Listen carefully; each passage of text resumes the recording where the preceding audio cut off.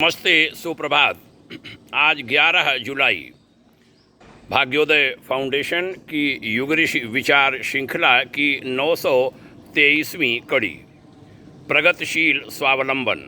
यह पुस्तक पूज्यवर आचार्य श्री राम शर्मा जी की। पृष्ठ 33 पर उन्होंने प्रलोभन एक काम चलाऊ आधार शीर्षक से लिखा था।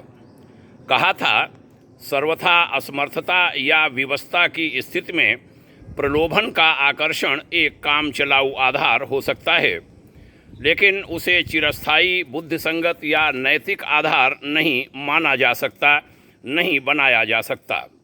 स्टॉक खाली करने के बहाने कई व्यवसायी कुछ समय के लिए भारी छूट की भी घोषणा करते देखे गए हैं, पर उसका एक बुरा प्रभाव यह भी होता है कि उतने दिनों जो माल की अधिक बिक्री हुई थी, उस अवधि के बाद भारी मंदी आ जाती है। जिन्हें लाभ उठाना था वे खरीद चुके होते हैं। बाद में तो कोई बहुत ज़रूरतमंद ही बढ़े भावों पर खरीदने को तैयार होते हैं। अतएव जल्दी का लाभ उठाने वाले बाद में तो शिथिलता उपेक्षा बरतने लगते हैं। कईयों को तो इसमें बेकार माल पकड़ा दिए जाने जैसा खतरा भी नज़र आता है, और वे इन घोषणाओं से प्रभावित न होने में ही समझदारी समझते हैं। इसके अतिरिक्त एक और बड़ी बात यह है कि बिक्री बढ़ाने की दृष्टि में की गई छूट की घोषणाओं में अनैतिकता की गंध भी आती है। नीतिमत्ता यहीं तक छूट देती है कि बिना लाभ बिना हानि का सिद्धांत अपनाकर किसी उपयोगी कार्य को लोकहित में चलाते रहा जाए, लेकिन जब घाटे का प्रश्न सामने आता है तब विक्रेता और खरीदार दोनों ही पक्षों को धर्म संकट का सामना करना पड़ता है, अविश्वास भी होता है।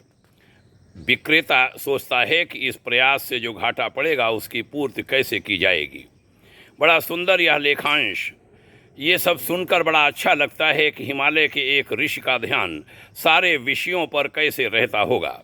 नमन है ऋषि को, नमन है उनके विचारों को। आइए इन शब्दों को सुने, अन्यों को भी बताएं। मित्रों, आज भारतीय थल सेना के जाबाज ऑफिसर लेफ्टिनेंट राम राछोबा राणे का बलिदान दिवस है। वह भारतीय सीमाओं की रक्षा करते हुए आज के ही दिन वीर गति को प्राप्त हुए थे, वर्ष 1994 में।